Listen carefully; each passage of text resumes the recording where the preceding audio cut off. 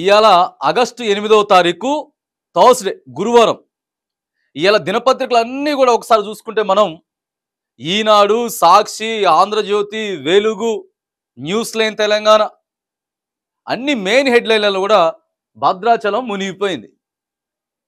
భద్రాచలం జలదిగ్బంధంలో దిక్కుకున్నది. రాముల వారి సన్నిధి మునిగిపోయింది. ఎన్నిసార్లు మునుగుతుందండి? ఎన్ని సంవత్సరాలు మునుగుతుంది భద్రాచలం? ఎందుకు మునుగుతా ఉన్నది? ఎందుకని అడుగుతా ఉన్నాం. ఇంకా ఎన్ని సంవత్సరాలు మునగాలి? ఎన్ని సంవత్సరాల నుంచి మునుగుతా ఉన్నది? మరి ఎందుకు భద్రాచలంకి ఆ పరిస్థితి? ఆ పరిస్థితి ఎందుకు వస్తూ ఉన్నది భద్రాచలానికి? సెక్రటరియట్ మునిగిపోయింది అనుకోండి, సచివాలయం మునిగిపోతే, లేకపోతే ప్రగతి భవన్ మునిగిపోతే, లేకపోతే ఓ మంత్రిల్లో లేకపోతే ముఖ్యమంత్రిలో మునిగిపోతే, రేవంత్ రెడ్డి గారి ఇల్లు మునిగిపోయింది అనుకుందాం. ఏంటండి పరిస్థితి? అయితే కేటీఆర్ ఇల్లే మునిగిపోయింది అనుకుందాం. కేటీఆర్ ఇల్లు మునిగిపోయింది ఇప్పుడు వచ్చిన వర్షాలకి. ఏంటి పరిస్థితి? దక్షిణ అయోధ్యగా పిలువబడుతున్నటువంటి భద్రాచలం సన్నిధి ఇలా రాష్ట్రానికి ఓ భద్రాచలం, తెలంగాణ రాష్ట్రం భద్రాచలం అంటే ఓ పెద్ద ప్రాముఖ్యత ఉన్నది. మరి అది మునిగిపోతున్నటువంటి పరిస్థితి ఉన్నది. ప్రభుత్వాలు మారుతున్నాయి, పాలకులు మారుతా ఉన్నారు, వస్తా ఉన్నారు, పోతా ఉన్నారు, సోద్యం చూస్తూ ఉన్నారు. మునిగిపోయిన భద్రాచలాన్ని చూసినటువంటి కలెక్టర్ ముంపుకి గురైనటువంటి ఇక అక్కడ ఎవరైతే ఉన్నారో బాధితులు, వాళ్ళని పరామర్శించినటువంటి మంత్రి, ఇక ఇదే ముచ్చట, ఇదే కథ కొన్ని ఏండ్లుగా నడుస్తూ ఉన్నది. మరి ఎందుకు మునుగుతుందండి? 2014లో తెలంగాణ రాష్ట్రం సాధించుకున్నాం. అప్పటి నుంచి వెళ్ళి కొన్ని లక్షల కోట్ల బడ్జెట్ పెట్టుకుంటూ వస్తూ ఉన్నారు. భద్రాచలంకి ఎంత పెట్టారు?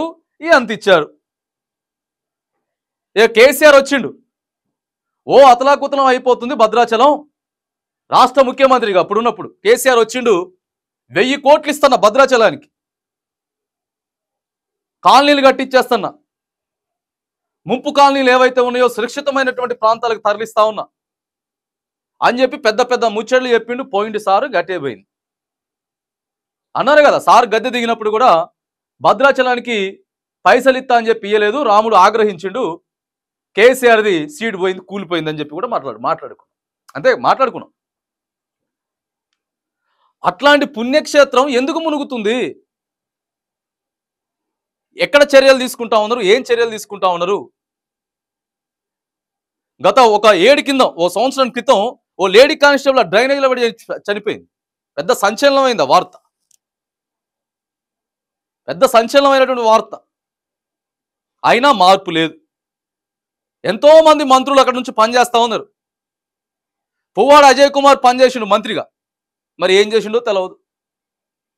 ఇప్పుడు చేస్తా ఉన్నారు మొత్తం సీనియర్లే. బట్టి విక్రమార్క గారు అక్కడే పనిచేస్తా ఉన్నారు, రాష్ట్రానికి ఆర్థిక శాఖ మంత్రి, ఉప ముఖ్యమంత్రి. పొంగిలేటి శ్రీనివాసరెడ్డి గారు పనిచేస్తా ఉన్నాడు మంత్రిగా, ఆయన కీలకంగా ప్రభుత్వంలో ఉన్నాడు. తుమ్మల నాగేశ్వరరావు గారు వ్యవసాయ శాఖ మంత్రి, సీనియర్ మోస్ట్, భద్రాచలం గురించి మొత్తం A to Z తెలుసు. అయినా కానీ మరి ఏం చేస్తా ఉన్నారు భద్రాచలం కోసం? ఎందుకు మునుగుతుంది? దేవుడు ఎన్నిసార్లు మునుగుతాడు? ఎన్నిసార్లు మునుగుతాడండి దేవుడు? ఒక్క సెక్రటరియట్కి దాన్ని బాగలేదు, దానికి ఈశాన్యం బాగలేదు, లేకపోతే దానికి కొలతలు బాగలేవు, దానికి ఇది బాగలేదు అని వందల కోట్లు పెట్టి మొత్తం మార్చేస్తారు. దానికి ఇది లేదు, రూపురేఖలు బాగలేవు అని చెప్పి ఇన్ని 100 కోట్లు ఇనికి పెడతా ఉన్నాం. ఇప్పుడు మూసీ నదిని ప్రక్షాళన చేయడానికి 1500 కోట్ల రూపాయలు ప్రస్తుతం కాంగ్రెస్ ప్రభుత్వం పెట్టింది. మరి భద్రాచలానికి ఎంత కేటాయించారు? భద్రాచలం రాముల వారి సన్నిధికి ఎంత కేటాయించారు? అక్కడ ఉన్నటువంటి ముప్పు కాలనీకి ప్రజలకు సంబంధించినటువంటిది ఎంత కేటాయించారు? ఏం చేయబోతా ఉన్నారు? భద్రాచలాన్ని ఎందుకు అట్లా వదిలేస్తా ఉన్నారు? వాళ్ళు తెలంగాణ రాష్ట్రంలో లేరా? వాళ్ళ ఓట్లు ఎత్తలేరా? వాళ్ళు అక్కడి నుంచి ట్యాక్సీలు కడతలేరా? ట్యాక్సీలు కట్టట్లేదా అండి రాష్ట్ర ప్రభుత్వానికి? వాళ్ళు భాగం కాదా తెలంగాణ రాష్ట్రంలో? మరి ఏమైంది? ఎందుకు? ఎంతమంది మారుతారు, ఎంతమంది చెప్పినా గోడు పట్టించుకునేది లేదు, వినేది లేదు. మరి ఇప్పుడు 7 నెలలు అధికారంలో 7 నెలలు అయితా ఉంది కాంగ్రెస్ పార్టీ అధికారంలోకి వచ్చి 7 నెలలు అయితా ఉంది. మీరు ఒకసారి చూసుకుంటే ఇంకొక ప్రత్యేకమైనటువంటి విషయం ఏంటంటే భద్రాచలానికి ప్రధానంగా ఇప్పుడున్నటువంటి కాంగ్రెస్ పార్టీ ఏదైతే ఉందో అధికారంలో ఉందో ఆ కాంగ్రెస్ పార్టీ అంటే అక్కడ నియోజకవర్గ ప్రజలకు చాలా ఇష్టం అండి. కాంగ్రెస్ పార్టీ ఇష్టం. ఎందుకంటే 2014లో కాంగ్రెస్ పార్టీ ఎమ్మెల్యేలని గెలిపించుకున్నారు అనుచెల్లి. 2018లో కూడా కాంగ్రెస్ పార్టీ ఎమ్మెల్యేనే గెలిపించుకున్నారు. అక్కడ చైతన్యవంతమైనటువంటి జిల్లాగా ఉమ్మడి ఖమ్మం జిల్లా ఎప్పటి నుంచో పిలువబడతా ఉంది. చైతన్యవంతంగా ఉంటది. అక్కడ ఓటర్లు చైతన్యంగా ఉంటారు. కొంచెం వాళ్ళు డిఫరెంట్గా ఆలోచన చేస్తారు అని అనుకుంటున్నటువంటిది మరి అప్పుడు కాంగ్రెస్ పార్టీనే గెలిపించారు. 2018లో కాంగ్రెస్ పార్టీనే గెలిపించారు. మళ్ళా మొన్న జరిగినటువంటి 2023లో కూడా ఒక్క 3000 మెజారిటీ తోటి ఆడ బీఆర్ఎస్ పార్టీ ఆయన గెలిచిండు. బీఆర్ఎస్ పార్టీ ఆయన గెలిచినా కూడా వెంటనే 2 నెలలకి మళ్ళీ కాంగ్రెస్ పార్టీలోకి పోయింది. కాబట్టి ఇప్పుడు 2023 కూడా కాంగ్రెస్ పార్టీ ఎమ్మెల్యేగానే కొనసాగుతా ఉన్నాడు. అంటే కాంగ్రెస్ పార్టీని ఆదరిస్తా ఉన్నటువంటి భద్రాచలం ప్రజానీకానికి మరి మనం ఏం చేస్తున్నాం, ఏం చేయబోతున్నాం? మళ్ళీ 10 సంవత్సరాల లాగైనా మళ్ళీ కలెక్టర్ గారు పోయి రావాలి, పరామర్శించాలి. మళ్ళీ మంత్రి గారు పోయి రావాలి, పరామర్శించాలి. ఓ వారం 10 రోజులు రోజు పేపర్లు ఇట్లా రాసుకుంటూ పోతాయి. మళ్ళీ శరామాములే. మళ్ళా వచ్చే సంవత్సరం వర్షాకాలాలు వచ్చిన తర్వాత మళ్ళీ ప్రమాద హెచ్చరికలు జారీ చేస్తా ఉన్నాం. లోతట్టు ప్రాంత ప్రజలందరినీ కూడా సురక్షితమైనటువంటి ప్రాంతాలకు తరలిస్తా ఉన్నాం. వాళ్ళందరినీ కూడా ఇక రీహాబిటేషన్ సెంటర్లు, పునరావాస కేంద్రాలకు తరలిస్తా ఉన్నాం. మళ్ళా పట్టుకొచ్చినాం, పెట్టినాం, పోయినాం, వచ్చినాం, అయిపోయింది. ఇదేనా? గోదావరి పరివాహక ప్రాంతం, గోదావరి ఉన్నదాడా? గోదావరి తల్లి ఉన్నదాడా? రాములు వారున్నాడు అక్కడ, సీతమ్మ తల్లి ఉన్నదాడా? మరి ఎట్లా అండి? అప్పుడెప్పుడో 1996లో అనుకుంటా చంద్రబాబు నాయుడు ముఖ్యమంత్రి ఉన్నప్పుడు, 1996లో చంద్రబాబు నాయుడు ముఖ్యమంత్రి ఉన్నప్పుడు ఆ కరకట్టలను కొద్దిగా బాగు చేశారు, కొద్దిగా ఎత్తుకు పెంచేటటువంటి ప్రయత్నం చేశారు. అప్పుడు వర్షపాతాలని దృష్టిలో పెట్టుకొని అప్పుడు వచ్చేటటువంటి ఎన్ని అడుగులకు వస్తుంది ఏందని చెప్పి ఆ దృష్టిలో పెట్టుకొని చేసిర్రు. అప్పటి నుంచి ఇవాటి వరకు ముట్టుకున్న నాదుడే లేడు. 18 సంవత్సరాలు అవుతుంది, ముట్టుకున్న నాదుడే లేడు. అరే కరకట్టలను పెంచుకోవాలా, కరకట్టలను హైట్లు పెంచుకోవాలా? ఎవరైతే మరిగా అసలు ఆ ఫ్లోటింగ్కి ఇదైపోతా ఉండదో, ఇళ్ళన్ని పట్టేస్తా ఉన్నాయి, వాళ్ళని తీసుకుపోవాలి కదండి, సురక్షిత ప్రాంతాలకు తీసుకుపోవాలి కదా. వాళ్ళు మనుషులు కాదా అంటున్నాం. డ్రైనేజీ వ్యవస్థను బాగు చేయాలి, డ్రైనేజీ వ్యవస్థను బాగు చేయాలి, డ్రైనేజీ వ్యవస్థను బాగు చేసుకోవాలా. ఆ తర్వాత ఆడ కరకట్టలు ఏవైతే ఉన్నాయో వాటిని కొంచెం ఎత్తు పెంచుకునేటటువంటి ప్రయత్నం చేయాలా, ఓ ప్లానింగ్ చేయాలి. 3 మంత్రులు ఉన్నారు, పోటీ పడాలా. అరే మా హయాంలో భద్రాచలానికి మంచి పేరు తీసుకొచ్చినాం, ఇది 100 ఏళ్ళు నిలిచిపోద్దని చెప్పాలా. ఓ సంవత్సరానికి కొద్దిగా బాగు చేయాలి కదండి.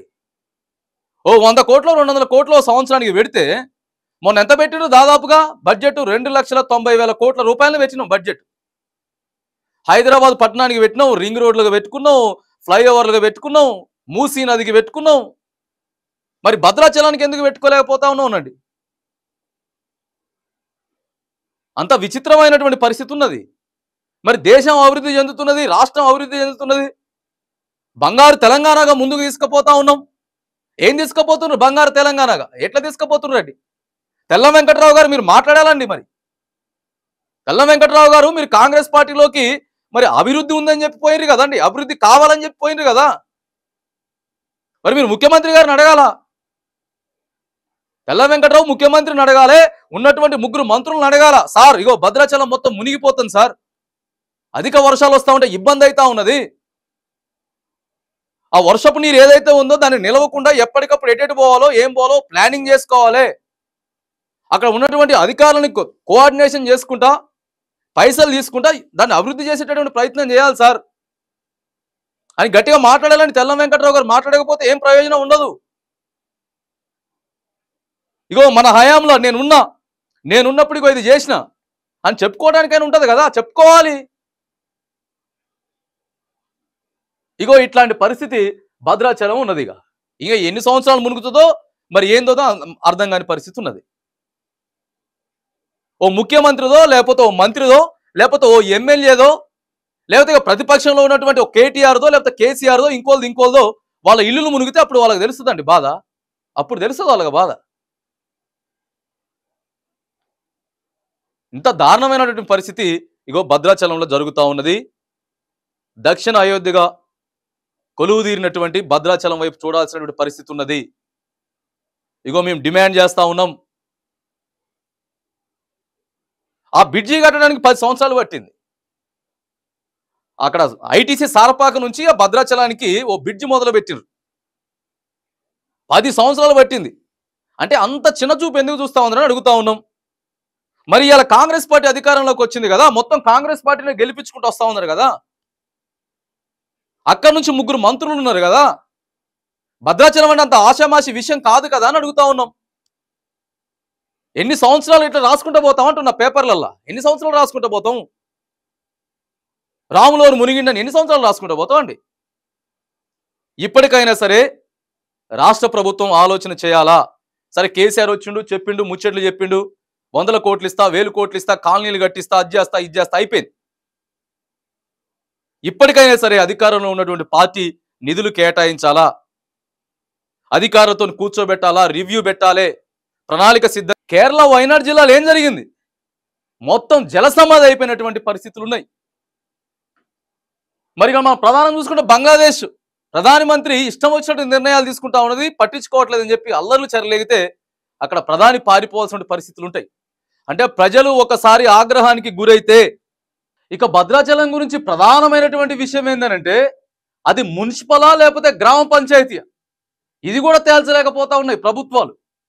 ఇక ప్రస్తుతం రీసెంట్గా జరిగినటువంటి అసెంబ్లీలో 3 పంచాయతీలుగా విడదీస్తా ఉన్నాం అని చెప్పి భద్రాచలం మీద మళ్ళీ ఇదొకటి మొదలుపెట్టి, మరి ప్రజాపాయ సేకరణ ఏంటిది? అక్కడ ప్రజలు ఏం కోరుకుంటా ఉన్నారు అది కూడా తీసుకోవాలి కదండి. దాన్ని మున్సిపాలిటీ చేయాలన్నా లేకపోతే గ్రామ పంచాయతీ చేయాలన్నా ఎట్లా ముందుకు తీసుకుపోవాలి, ఎంత నిధులు పెట్టాలో అనేది లేదు, కానీ ఎన్ని గ్రామాలుగా విడదీయాలనేది మాత్రానికి ఎక్కువ ఫోకస్ పెడతా ఉన్నారు. మున్సిపాలిటీగా అభివృద్ధి చెందాల్సినటువంటి ప్రాంతం అది, పట్టణం అది, ఇంకా గ్రామ స్థాయిలాగానే చూస్తూ ఉన్నారు. అదొక పంచాయతీ నడుస్తూ ఉన్నది. ప్రస్తుతం 3 గ్రామ పంచాయతీలుగా విడదీస్తూ ఉన్నారు. అరే మున్సిపాలిటీగా చేయండి, అటు కాకుండా ఇటు కాకుండా ఉందనేది కూడా ప్రధానమైనటువంటి సమస్య ఆడ భద్రాచలానికి ఉన్నది. అదొక సమస్య ఎదుర్కొంటా ఉన్నది. ఇక వీటన్నిటి మీద కూడా ప్రస్తుతం ఉన్నటువంటి ప్రభుత్వం ఆలోచన చేయాల్సినటువంటి అవసరం ఉన్నది. ఏముండదు, ఇక ప్రభుత్వాలు, పాలకులు వీళ్ళంతా నో, ఏం చేయలేం. ప్రజల ఆగ్రహానికి గురి కాకముందే మనం ఏదైనా చేయాలి. ప్రజల ఆగ్రహానికి గురి కాకముందు ఏమైతే చేస్తామో ఇగో అప్పుడైతేనే శాంతియుతంగా నడుస్తూ ఉంటుంది. దయచేసి మరి ప్రస్తుత రాష్ట్ర ప్రభుత్వం ఏదైతే ఉందో మేము అడుగుతా ఉన్నాం, భద్రాచలం వైపు చూడండి. అక్కడ ఉన్నటువంటి కరకట్టలను, డ్రైనేజీ వ్యవస్థను, అక్కడ ఉన్నటువంటి మున్సిపల్ సిబ్బందిని అందరినీ కూడా సమాయత్తం చేయండి. ఎట్లా చర్యలు తీసుకుంటే బాగుంటుంది, ఎట్లా నియంత్రించగలుగుతాం, ఏం చేయగలుగుతాం, ఎన్ని పైసలు ఇస్తే ఏం చేయగలుగుతాం అనేది చిరస్థాయిలో నిలిచిపోతారు మీరు. భద్రాచలం వైపు చూడండి. భద్రాచలం పట్టణానికి అభివృద్ధికి స్పీడప్ చేయండి. మిగతా ఏమంటే కొద్దిగా చేసుకోవచ్చు, చిన్నగా చేసుకోవచ్చు, కానీ భద్రాచలం వైపు చూడాల్సిన పరిస్థితి ఉన్నది. భద్రాచలాన్ని మార్పు దిశగా, అభివృద్ధి దిశగా భద్రాచలం ప్రజల ఏదైతే మరి వాళ్ళు ఆశపడతా ఉన్నారో ఇగో అవన్నీ కూడా నెరవేర్చాల్సినటువంటి పరిస్థితి ఆడ ఎమ్మెల్యేకి, మంత్రులకి, ప్రస్తుతం పరిపాలిస్తున్న రాష్ట్ర ప్రభుత్వానికి ఉన్నది.